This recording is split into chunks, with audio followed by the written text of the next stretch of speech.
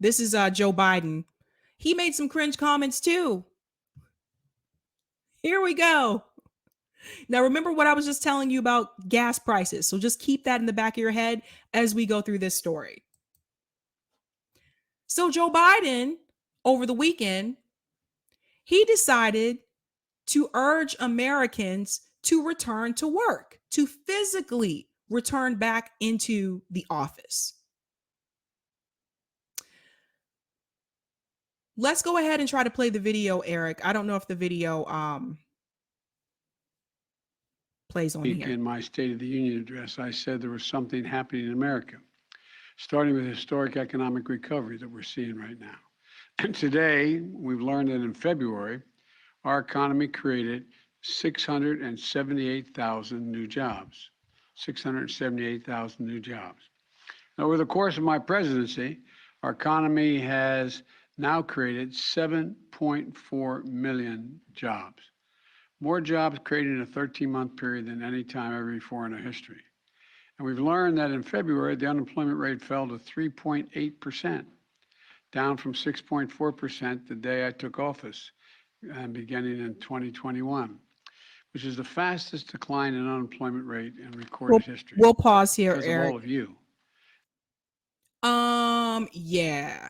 So let's talk about that unemployment rate. Notice again, he did the same thing that Pramila Jayapal did. He mentions that the unemployment rate decreased, but he doesn't tell you why it decreased. He doesn't tell you the real reason why. He doesn't mention that they kicked people off of unemployment in September on Labor Day. He doesn't mention that piece. So let's not pat yourself on the back, Joe, for accomplishing this great feat of decreasing unemployment when the reason why the numbers are as low as they are is because you kicked Americans off of unemployment.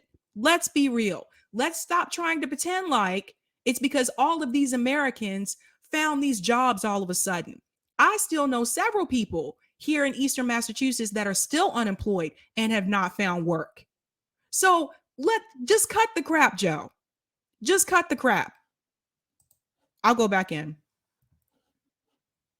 By the way, before the American Rescue Plan passed, the Congressional Budget Office didn't project our unemployment rate to hit 3.8% at any time over the entire decade. Americans are back to work.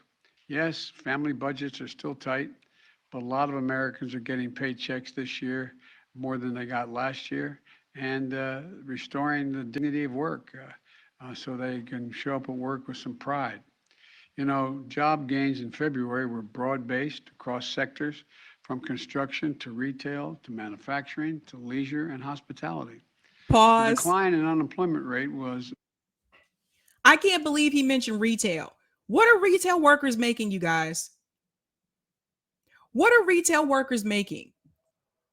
Do you know that's one of the most common jobs in the United States is retail and restaurant work?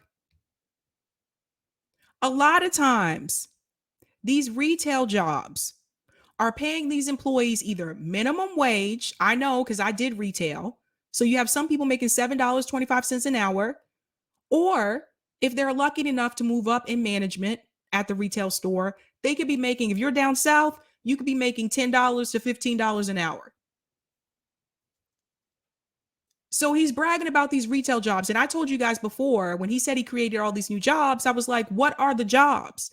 And we never got that response. So now he's saying construction. He's saying retail. Retail doesn't pay much. And the average person who is working a retail job is not a teenager with a part-time job. It's an adult. A lot of times it's an adult that has a family, and this is what they are paying them. And I know this because I worked in retail. And most of the people that I worked with, that's who they were. So this is just driving me crazy because, again, that was my big question. What are the jobs? Even when it comes to the construction jobs, are those full-time construction jobs? or are they contract jobs? Because a lot of times, people that work in construction, a lot of times these are contract roles. So that means that when the project is complete, the job is done. You're not getting paid. Retail. Really? I'll go back in. Broad-based as well. The fact that unemployment rate among workers without high school degrees fell to 4.3%, the lowest on record that we since we've been keeping records. 4.3%. It's amazing. Workers' weekly earnings rose in February. The people in working class sectors like transportation, warehousing saw some of the strongest wage gains. This is what it looks like to grow an economy from the bottom up BS. and the middle out. Pause. Because of the progress we BS. Let's talk about transportation. You know what they did last year because of the pandemic? They cut those jobs. I live in a state that has public transportation. We have a subway, we have buses, we even have a ferry. I don't think many people take that, just being honest. Last year, and this was on the local news, and I remember this, they cut jobs from the MBTA. We call it the T. That's the transit system here. Not only did they cut jobs, but they cut routes. So if you were on the red line, I know some of you don't live here, you're probably like, what are you talking about? If you take the red line to work, and Harvard is part of that red line, what they did is that they took stops away from the red line schedule to cut back, to cut costs. So if you lived in an area that had that stop, all of a sudden the stop is gone. And they didn't put them back. They cut stops on the red line, on the orange line, on the blue line. They cut bus routes, by the way. And this really affects working class people, poor people, Black people that live in the Boston area, because most of the neighborhoods in Boston and around Boston that are lower income are not on the subway route. That's on purpose, by the way. I can get into that in another story. They are on a bus route. So a lot of people that live in Dorchester, that live in Mattapan, that live in Everett, there is no subway stop in Everett. There's no subway stop in Chelsea. Those people heavily rely on the buses. So they cut bus routes. They took stops away. These people already had a long commute to begin with. Some people have to take 2 and 3 buses just to get to work and hoping they get there on time. And they removed stops and they cut jobs. So he's lying to you. Let's go ahead and finish it, Eric. we've made in fighting COVID, Americans can not only get back to work, but they can go to the office and safely fill our great downtown cities again and gaining more commerce. With 75% of adult Americans fully vaccinated and hospitalizations down by 77%, most Americans can remove their mask, return to work, and move forward safely. So here's the problem. Joe Biden is encouraging companies to bring employees back into the office. There's 2 problems with this. One problem is what I just mentioned to you in the previous story. The gas prices. The gas prices are higher now. So some people were able to save money by working from home because they didn't have to pay for their commute. Now that the gas prices are higher, now you want people to come back into the office. In fact, he's telling companies to bring them back in. That is on purpose. Who's going to benefit from that? Got to have people buy this gas. That's terrible. That's absolutely terrible. Pushing people back to work, especially people who are working class, working these low wage jobs, when the gas prices are sky high, and they will get higher.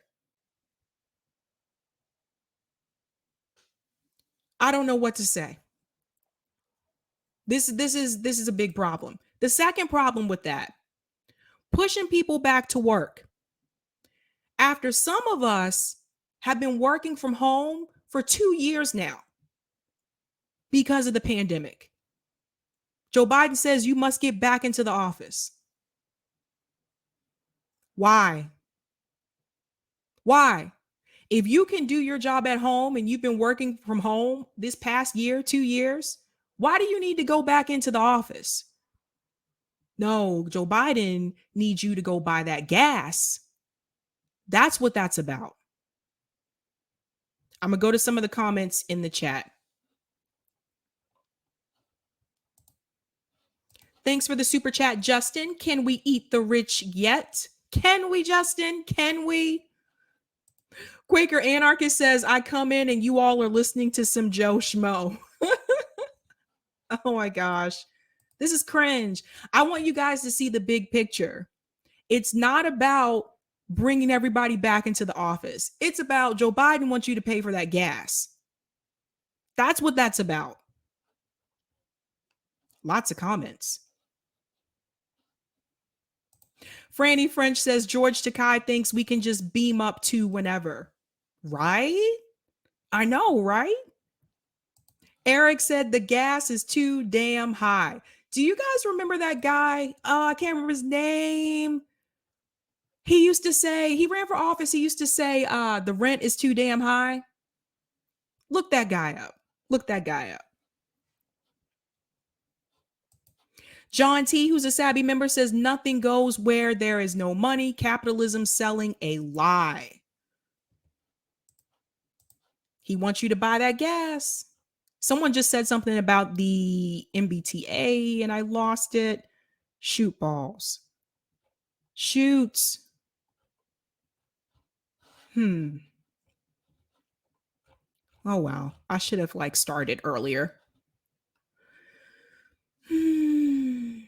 Jonathan Cooper says, I also think that the commercial real estate industry is in Joe's ear. That's what's happening in NYC. I could see that too, Jonathan.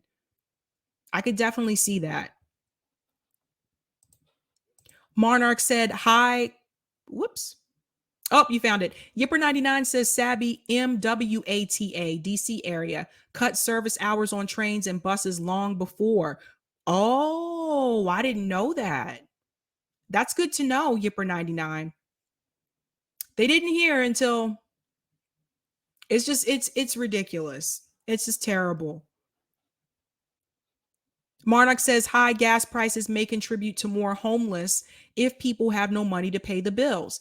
Exactly. Guys, look, I remember this happening one other time in my lifetime, and that was 2008. And I was living in South Carolina. And the gas, at one point, I think it reached to, I have to double check this. At one point, I think it reached to almost $5 per gallon. And I remember I was waiting tables at that point. I remember going into work, going into the Olive Garden. Yes, I used to work at the Olive Garden. And hoping that I could not only just make enough money so I could pay my rent that night, but also hoping that I would get enough tips so that I could put gas in my car so that I can get back home. And that's what you're going to see happening again if nothing changes. For people who have those jobs and they're not making much, and then you're spending all this money on gas now, that's where a lot of your money is going to go. You're basically paying just to get to work. That's it.